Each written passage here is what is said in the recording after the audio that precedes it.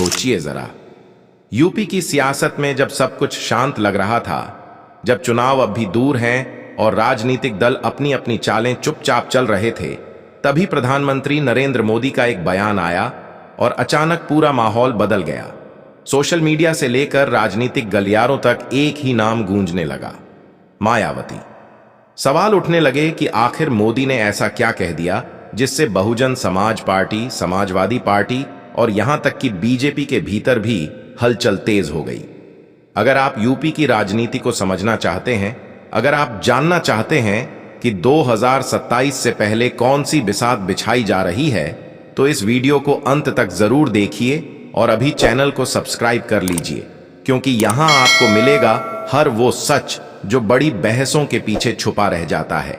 दरअसल मायावती का नाम यूपी की राजनीति में सिर्फ एक नेता का नाम नहीं है, बल्कि एक पूरे सामाजिक और राजनीतिक आंदोलन की पहचान है। जब जब बहन जी चुप रहती हैं, तब तब उनकी चुप्पी सबसे ज्यादा शोर मचाती है। लंबे समय से लोग यह सवाल कर रहे थे कि मायावती सक्रिय क्यों नहीं दिख रही, रैलियां क्यों कम हो गईं, सड़क पर वही पुरानी आक्रामकता क्यों नजर नहीं आ रही। विपक्ष इसे उनकी कमजोरी बता रहा था, समर्थक इसे रणनीति कह रहे थे। लेकिन तभी प्रधानमंत्री नरेंद्र मोदी का बयान सामने आया और पूरा नैरेटिव बदल गया। मोदी का बयान सीधा हमला नहीं था, लेकिन राजनीति में कई बार सीधे शब्दों से ज्यादा असर इशारों का होता है। उन्होंने मायावती का नाम लेते हुए जिस संदर्भ में बात की, उसने यह साफ कर दिया कि बीजेपी उन्हें अब भी हल्के में लेने के मूड में नहीं है। सवाल उठता है, अगर मायावती वाकई खत्म हो चुकी राजनीति होती तो देश के प्रधानमंत्री को उनका जिक्र करने की जरूरत ही क्या थी। यही वो बिंदु है जहां से यूपी की सियासत में भूचाल महसूस किया जाने लगा। बीजेपी के रणनीतिकार अच्छी तरह जानते हैं कि यूपी में चुनाव सिर्फ जातीय समीकरण से नहीं, बल्कि मनोवैज्ञानिक संदेशों से भी जीते जाते हैं। मोदी का बयान कहीं ना कहीं यह संकेत देता है कि बहुजन वोट बैंक आज भी प्रासंगिक है और उस पर मायावती की पकड़ पूरी तरह खत्म नहीं हुई है। यही वजह है कि बयान आते ही सपा खेमे में भी बेचैनी दिखने लगी। अखिलेश यादव के समर्थकों में चर्चा शुरू हो गई कि कहीं 2019 जैसी स्थिति फिर से न बन जाए, जहां वोटों का बंटवारा किसी और को फायदा पहुंचा दे। मायावती की खासियत हमेशा से यही रही है कि वे जवाब तुरंत नहीं देती, वे प्रतिक्रिया नहीं, परिणाम पर भरोसा रखती हैं। मोदी के बयान के बाद भी उन्होंने कोई जल्दबाजी नहीं दिखाई, न कोई तीखा ट्वीट, न कोई प्रेस कॉन्फ्रेंस। लेकिन राजनीति समझने वाले जानते हैं कि यही मायावती का सबसे मजबूत हथियार है। जब बाकी नेता शोर मचाते हैं, तब बहन जी चुप रहकर जमीनी चालें चलती हैं। उनके समर्थकों के बीच यह संदेश तेजी से फैलने लगा कि अगर प्रधानमंत्री खुद उनका नाम ले रहे हैं तो समझ लीजिए खेल अभी खत्म नहीं हुआ। यूपी के दलित समाज में भी इस बयान का असर साफ दिखने लगा। सोशल मीडिया पर लोग कहने लगे कि जब मोदी भी मायावती को इग्नोर नहीं कर पा रहे तो उनकी ताकत का अंदाजा लगाया जा सकता है। यही बात बीजेपी के लिए भी दो धारी तलवार बन गई। एक तरफ उन्होंने अपने कोर वोटर्स को यह संदेश दिया कि वे हर चुनौती के लिए तैयार हैं, दूसरी तरफ अनजाने में ही उन्होंने मायावती की राजनीतिक प्रासंगिकता पर मुहर भी लगा दी। अब बड़ा सवाल यह है कि क्या यह बयान सिर्फ एक राजनीतिक टिप्पणी था या इसके पीछे कोई गहरी रणनीति छुपी है। क्या बीजेपी 2027 से पहले मायावती को फिर से केंद्र में लाकर बाकी विपक्षी दलों की गणित बिगाड़ना चाहती है, या फिर यह सिर्फ एक मनोवैज्ञानिक दबाव बनाने की कोशिश थी। इन सवालों के जवाब अब भी सामने नहीं आए हैं, लेकिन इतना तय है कि मोदी के बयान ने मायावती को फिर से चर्चा के केंद्र में ला खड़ा किया है। यूपी की राजनीति में अक्सर वही नेता खतरनाक साबित होता है जिसके बारे में माना जाने लगे कि वो कमजोर हो चुका है। मायावती का पूरा सियासी सफर इसी सोच को तोड़ता रहा है। कई बार उन्हें खत्म माना गया, लेकिन हर बार वे किसी न किसी रूप में वापसी करती रहीं। मोदी के बयान के बाद यही चर्चा फिर से तेज हो गई है कि क्या बहन जी एक बार फिर अपने पुराने अंदाज में यूपी की राजनीति को चौंकाने वाली हैं। और यही वजह है कि आने वाले दिनों में मायावती का हर कदम, हर बयान और यहां तक कि उनकी चुप्पी भी सुर्खियों में रहने वाली है। यह सिर्फ मोदी बनाम मायावती की कहानी नहीं है, यह यूपी की सत्ता की उस जंग का ट्रेलर है जिसका असली खेल अभी शुरू होना बाकी है। अगर आप जानना चाहते हैं कि आगे क्या होने वाला है, मायावती क्या चाल चल सकती है और इससे बीजेपी व सपा की रणनीति कैसे प्रभावित होगी, तो जुड़े रहिए हमारे साथ, क्योंकि अगला हिस्सा और भी ज्यादा चौंकाने वाला होने वाला है।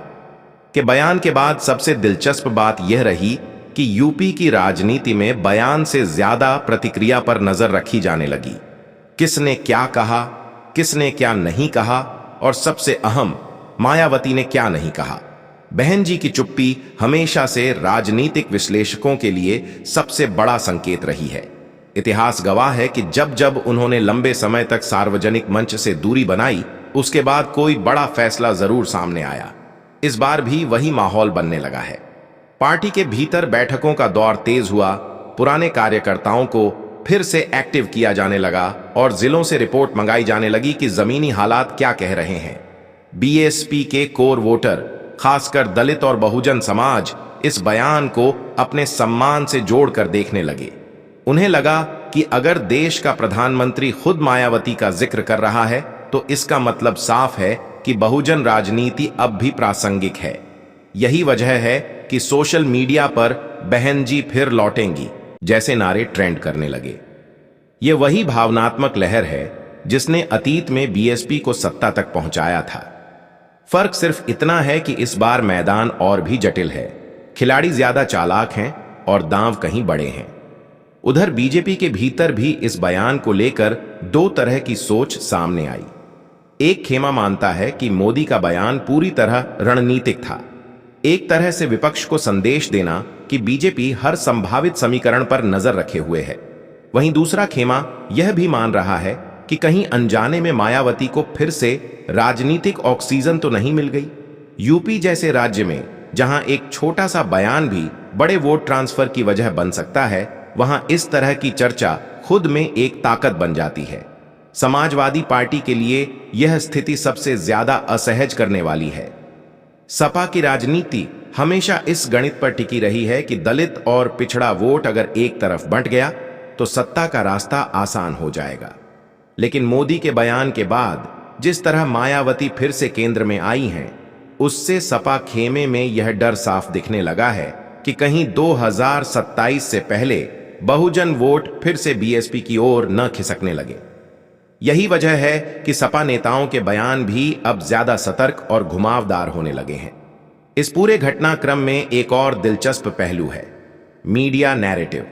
कुछ चैनल इसे मोदी बनाम मायावती की सीधी लड़ाई के रूप में पेश कर रहे हैं, तो कुछ इसे 2027 की शतरंज का पहला मोहरा बता रहे हैं। लेकिन सच्चाई यह है कि मायावती हमेशा सीधी लड़ाई से बचती रही है। वे लड़ाई को ऐसे मोड़ पर ले जाती हैं जहां सामने वाला खुद गलती कर बैठता है। मोदी का बयान भी शायद उसी मोड़ का एक हिस्सा बन सकता है। बीएसपी के पुराने कार्यकर्ता इस बात को अच्छे से जानते हैं कि बहन जी का असली फोकस हमेशा संगठन पर रहा है। जब मीडिया शोर मचाता है तब वे बूथ लेवल की राजनीति पर काम करती हैं। हाल के महीनों में कई जिलों में पुराने चेहरे फिर से सक्रिय होते दिखे हैं। यह वही लोग हैं जो 2007 के दौर में बीएसपी की रीढ़ हुआ करते थे। सवाल उठता है कि क्या यह सब संयोग है या फिर किसी बड़े सियासी प्लान की तैयारी। मोदी का बयान सिर्फ वर्तमान राजनीति को नहीं बल्कि अतीत की यादों को भी ताजा कर गया। वह दौर जब मायावती सत्ता में थीं और दिल्ली से लेकर लखनऊ तक उनकी एक अलग हैसियत थी। आज भले ही समीकरण बदले हुए हों, लेकिन राजनीति में यादें भी हथियार बनती हैं। बीजेपी शायद यही याद दिलाना चाहती थी, लेकिन इसके साथ ही उसने मायावती के समर्थकों को भी यह एहसास करा दिया कि उनकी नेता अब भी मायने रखती हैं। आने वाले समय में सबसे अहम सवाल यही होगा कि मायावती इस मौके को कैसे भुनाती है। क्या वे फिर से बड़े मंच से वापसी करेंगी या पहले की तरह चुपचाप संगठन को मजबूत करके अचानक बड़ा दांव खेलेंगी। मोदी के बयान ने गेंद उनके पाले में डाल दी है और यूपी की राजनीति अब उनकी अगली चाल का इंतजार कर रही है। इतना तय है कि यह कहानी यहीं खत्म नहीं होने वाली, क्योंकि जब जब मायावती चर्चा में आती हैं तब तब यूपी की सियासत करवट जरूर बदलती है। के बयान और उसके बाद बनी सियासी हलचल ने यूपी की राजनीति में एक नई बहस को जन्म दे दिया है। क्या मायावती को जानबूझकर फिर से फ्रेम में लाया जा रहा है या यह बस हालात का इत्तेफाक है? राजनीतिक जानकार मानते हैं कि यूपी जैसे राज्य में कुछ भी इत्तेफाक नहीं होता। हर शब्द, हर चुप्पी और हर इशारा किसी न किसी रणनीति का हिस्सा होता है। ऐसे में मोदी का बयान और मायावती की खामोशी दोनों को एक साथ पढ़ना जरूरी हो जाता है।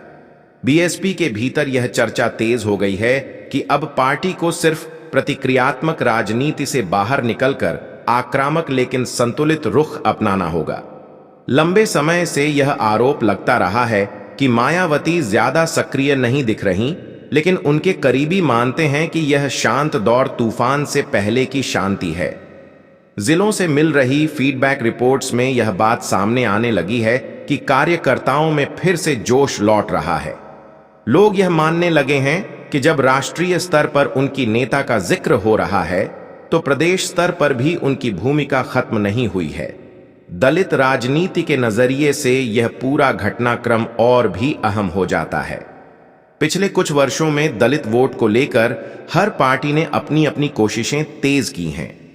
बीजेपी ने योजनाओं और प्रतीकों के जरिए पकड़ बनाने की कोशिश की, सपा ने सामाजिक न्याय की भाषा को नया रंग दिया, लेकिन मायावती की राजनीति सीधे आत्मसम्मान और सत्ता की भागीदारी से जुड़ी रही है। मोदी के बयान ने इसी भाव को फिर से जगा दिया है। दलित समाज के एक बड़े वर्ग को लगने लगा है कि उनकी राजनीतिक आवाज को अब भी अनदेखा नहीं किया जा सकता। इस बीच एक और बड़ा सवाल उठने लगा है, क्या मायावती किसी नए समीकरण की ओर बढ़ रही है? राजनीति में स्थायी दोस्ती या दुश्मनी नहीं होती, यह बात मायावती ने कई बार साबित की है। मोदी के बयान के बाद यह अटकलें भी तेज हो गई हैं कि क्या बीजेपी और बीएसपी के बीच भविष्य में कोई अप्रत्यक्ष समझ बन सकती है या फिर मायावती पूरी तरह स्वतंत्र रास्ता चुनेंगी। फिलहाल कोई साफ संकेत नहीं है, लेकिन यूपी की राजनीति में सिर्फ अटकलें ही कई बार हकीकत का रास्ता तैयार कर देती हैं। बीजेपी के लिए भी यह स्थिति आसान नहीं है। एक तरफ वह खुद को सबसे मजबूत राजनीतिक ताकत के रूप में पेश करती है, दूसरी तरफ उसे यह भी दिखाना होता है कि वह हर सामाजिक वर्ग का प्रतिनिधित्व करती है। मायावती का नाम लेना इस संतुलन का हिस्सा हो सकता है, लेकिन यही नाम अगर विपक्ष को मजबूती देने लगे तो रणनीति उलटी भी पड़ सकती है। यही वजह है कि बीजेपी के भीतर भी अब यह मंथन शुरू हो गया है कि आगे की भाषा और रणनीति क्या होनी चाहिए। मीडिया और सोशल मीडिया इस पूरी कहानी को और भी तेजी से आगे बढ़ा रहे हैं। हर छोटी बात को बड़े